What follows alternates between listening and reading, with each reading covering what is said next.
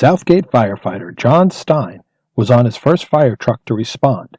John Stein and Rob Campbell were driving together on US 27 near St. Therese Street.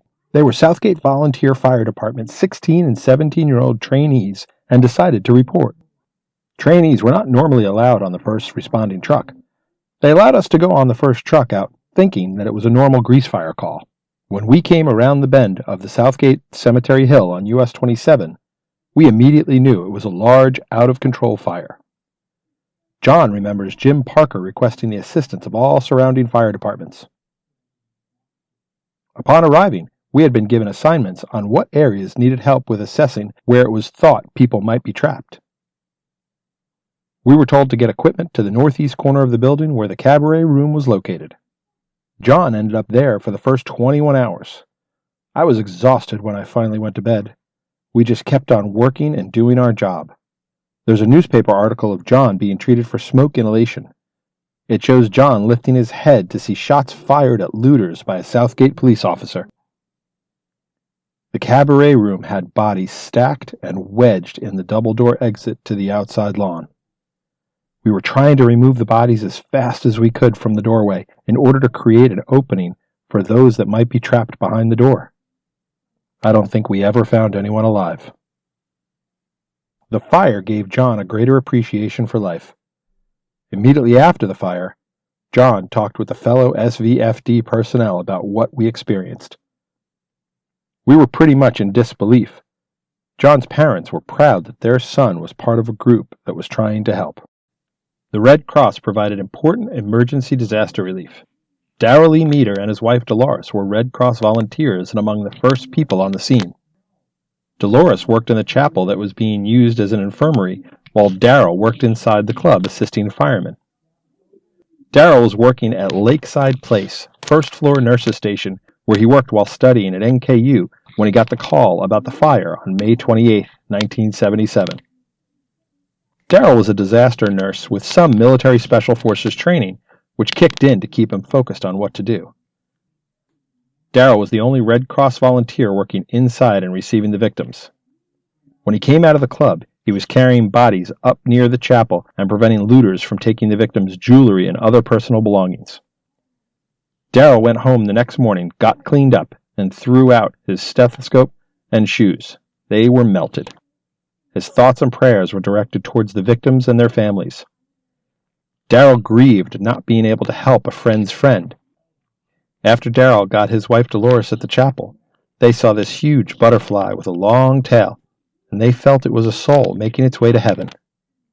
The Red Cross and United Way produced a simulcast in 1977 to honor Darrell and his wife Dolores for their heroics. Darrell never felt that he was a hero. He used his gifts, skills, and talents God blessed him with. Bill Klingenberg was a Boy Scout who could never have dreamt that that would lead him to helping with a major emergency disaster, virtually in his own backyard. I was walking home from a friend's house. I saw the thick black smoke, so I followed it. I cut through the reservoir until I came to a hilltop across the road from Beverly Hills. From there, I watched with a crowd that had gathered. I wasn't told there were deaths, but as the fire continued, we all assumed there would be, and just wondered how many. I didn't know until I got home later that night from Nick Clooney on TV. I never saw anything like it before, and have not seen anything like it since. I don't regret what I did at the Armory, but I had just finished 7th grade and turned 13 in March. I was probably one of the youngest volunteers. My parents did not know what I was doing that day. When they found out, they were upset that I had volunteered at the Armory with the dead bodies. When my picture was in the paper the next day, it brought a lot of attention. Some of the attention was praise, but others made me feel like I had done something wrong. My mother made me go talk to a priest, and some of my friends' parents were concerned about what I did at the Armory. It kind of made me shut down about Beverly Hills. There were a lot of high school students at the Armory. Some were there several days.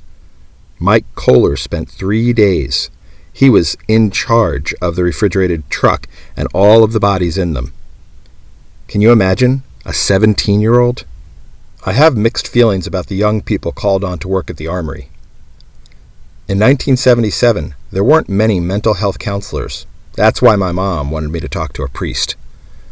Whenever there are fires or dead, burnt bodies, even on TV, it takes me right back to the armory. There are countless stories about the May 28th fire from those who were at the nightclub or had relatives or friends who were there on that Memorial Day weekend in 1977.